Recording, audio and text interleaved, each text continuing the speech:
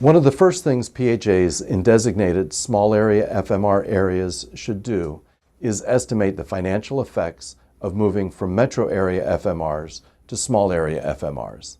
This includes considering how the change will affect the families assisted and the program cost impacts of implementation.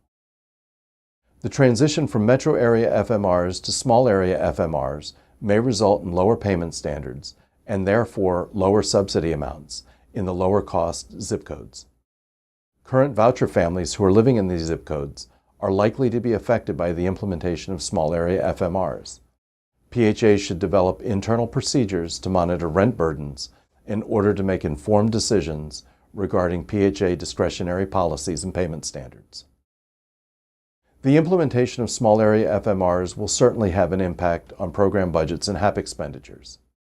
PHAs may encounter budget problems if increases in HAP payments in higher cost zip codes are not offset by decreases in HAP payments in lower cost areas.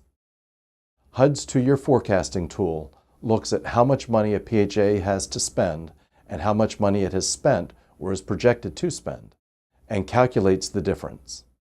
In addition to the two-year forecasting tool, HUD also has a payment standard tool that PHAs can use to test the budgetary and rent burden impact of different payment standard strategies. PHAs may also be able to do similar modeling using reports generated with their housing management software. Early findings from a small area FMR demonstration in 5 PHAs indicated that the adoption of small area FMRs was associated with a reduction in average HAP payments, though later analysis shows that HAP payments are rising and are approaching pre-demonstration levels. Budgetary impacts varied from one PHA to another, so each PHA should consider its own circumstances and make its own determination.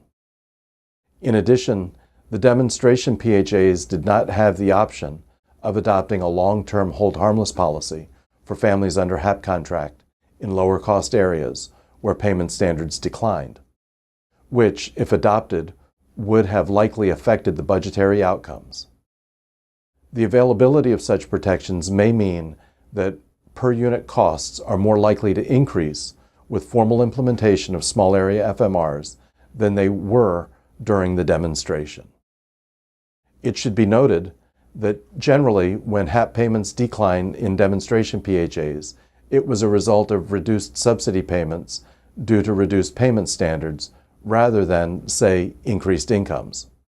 In other words, the flip side of the reduced HAP cost is higher rent burden for some voucher holders, particularly those living in lower cost zip codes. In addition to changes in HAP costs, PHAs may experience changes in administrative costs related to small area FMRs. Administrative changes that may have a budgetary impact include, for example, the potential need to purchase new housing management software if a PHA's existing software cannot support multiple payment standards. Many vendors offer solutions that support multiple payment standard areas. Coordination with vendors and possibly with other users is suggested. PHAs will also need to modify their administrative plan and PHA plan to reflect implementation of small area FMRs. These updates may not be extensive. PHAs that participated in the small area FMR demonstration evaluation experienced only minor impacts from administrative plan updates related to the implementation of small area FMRs. The extent to which PHAs were required to make modifications depended on whether the PHA already had extensive procedural documentation in its administrative plan. Where that is the case, modifications are likely to be more extensive.